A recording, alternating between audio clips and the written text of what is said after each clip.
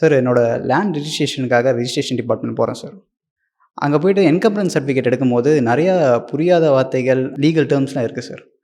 அது கொஞ்சம் எளிமையா சொல்ல முடியுமா சார்? இப்போ நீங்கள் கேட்ட கேள்வி வந்து பார்த்தீங்கன்னா, ரெஜிஸ்டர் பண்ண போகிறீங்க. அப்போ எல்லாரையும் என்கம்பரன்ஸ் சர்டிஃபிகேட் எடுக்க சொல்லுவாங்க.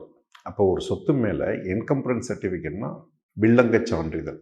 அதாவது உங்கள் சொத்து மேலே, அந்த ப்ராப்பர்ட்டி மேலே நீங்கள் வாங்கினதுலேருந்து நீங்கள் விற்காமல் வேறு யாரும் விற்றுருக்காங்களா, இல்லை நீங்கள் வந்து அந்த மேலே லோன் இருக்கா, இல்லை லோன் இல்லாமல் இருக்கா அப்படின்னு தெரிஞ்சுக்கிறதுக்கு தான் அந்த சர்டிஃபிகேட்.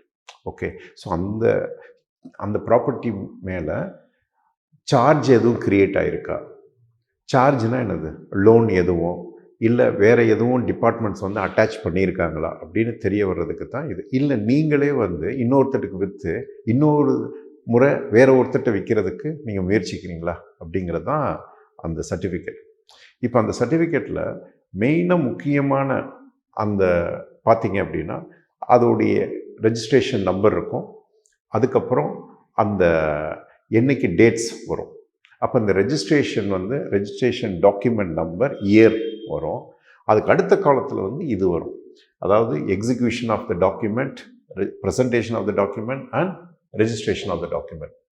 இப்போ எக்ஸிக்யூஷன் ஆஃப் த டாக்குமெண்ட்னா அந்த பத்திரம் நீங்கள் இப்போ விற்க போகிறீங்க, நீங்கள் ஒருத்தர் வந்து வாங்கியிருப்பீங்க இல்லையா, அப்போ அந்த டாக்குமெண்ட் நீங்கள் வாங்கும்போது அந்த சேல் டீட் என்னைக்கு எக்ஸிக்யூஷன் ஆகிருக்கு. அப்போ எக்ஸிக்யூஷன் ஆஃப் த டாக்குமெண்ட் அப்படின்னா நீங்கள் ரெண்டு பேரும், உங்களுக்கு யார் விற்றாங்களோ என்னது, அதாவது செல்லர், நீங்கள் வாங்கினீங்க பையர், ரெண்டு பேருமே அந்த ஆவணத்தில் கையெழுத்து போடுறீங்க இல்லையா, என்னது அந்த சேல் டீடில், அதுதான் எக்ஸிக்யூஷன் ஆஃப் த டாக்குமெண்ட். இப்போ எக்ஸிக்யூஷன் ஒரு நாள் நடக்கும். உதாரணத்துக்கு அதாவது போன வாரம் என்னது திங்கட்கிழமை நடந்திருக்கு, போன மண்டே. இப்போ நெக்ஸ்ட் மண்டே வந்து நீங்கள் என்னது ரெஜிஸ்டர் பண்ண போகணும். அப்போ எக்ஸிக்யூஷன் ஒரு நாள் இருந்துட்டு உடனே அன்னைக்கே போய் பதிவு பண்ணணும் இல்லை, they are giving a time. அப்போ ரெஜிஸ்ட்ரேஷன் ஆக்டில் they are giving 4 months. Execution பண்ண நாளில் இருந்து 4 மாதத்துக்குள்ளே போய் நீங்கள் ரெஜிஸ்டர் பண்ணிக்கலாம். அதுக்கு மேலேயும் போகலாம். அதுக்கப்புறம் 4 மாதத்துக்குள்ளே பெனால்ட்டி கட்டி போகலாம். ஸோ ஃபஸ்ட்டு 4 மாதத்தில் எந்த ஃபைன் இல்லாமல் நீங்கள் போகலாம். அப்போ உங்கள் டாக்குமெண்ட்டை எடுத்துக்கிட்டு நீங்கள் போய் பையர் அண்ட் செல்லர் என்னது ரெஜிஸ்ட்ரேஷன் டிபார்ட்மெண்ட்டில் சப் ரெஜிஸ்டரை ப்ரெசென்ட் பண்ணுறீங்க இல்லையா, அதுதான் ப்ரெசன்டேஷன் ஆஃப் த டாக்குமெண்ட். அப்போ இன்னைக்கு எக்ஸிக்யூஷன் போன மண்டே பண்ணிட்டீங்க, இன்னைக்கு போய் என்னது ப்ரெசென்ட் பண்ணுறீங்க.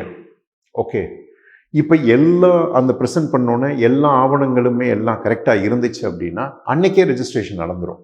இல்லை அப்படின்னா அந்த சப் ரெஜிஸ்டர் சில தேவையான ஆவணங்கள் வேணும் அப்படின்னா பெண்டிங் டாக்குமெண்ட்டை போட்டு வச்சு அதெல்லாம் வந்ததுக்கப்புறம் இன்னொரு நாள் ரெஜிஸ்டர் பண்ணுவார். ஸோ எக்ஸிக்யூஷன் பண்ணி அதை எடுத்துகிட்டு போய் நீங்கள் சப் ரெஜிஸ்டருக்கு முன்னாடி அதை ப்ரெசென்ட் பண்ணி எல்லாம் சரியாக இருந்தால் ரெஜிஸ்ட்ரேஷன் நடக்கும். ஸோ இந்த 3 டேட்டுமே வெவ்வேறு டேட்டாக இருக்கும். ஓகே, சில நாளைக்கு அன்றைக்கே எக்ஸிக்யூட் பண்ணி அன்றைக்கே ப்ரெசென்ட் பண்ணி என்னது ரெஜிஸ்ட்ரேஷன் இருக்கும். அப்போ என்கம்பரன்ஸ் சர்டிஃபிகேட்டில் இந்த காலம் இருக்கும், எக்ஸிக்யூஷன் என்னைக்கு டேட்டு, ப்ரெசன்டேஷன் என்னைக்கு டேட்டு அண்ட் ரெஜிஸ்ட்ரேஷன் என்னைக்கு டேட் அப்படிங்கிறது இருக்கும். ஸோ இது தெரிஞ்சாலே அந்த டாக்குமெண்ட் வந்து என்னைக்கு கையெழுத்து போட்டிருக்காங்க என்னங்கிறது உங்களுக்கு ஈஸியாக புரியும்.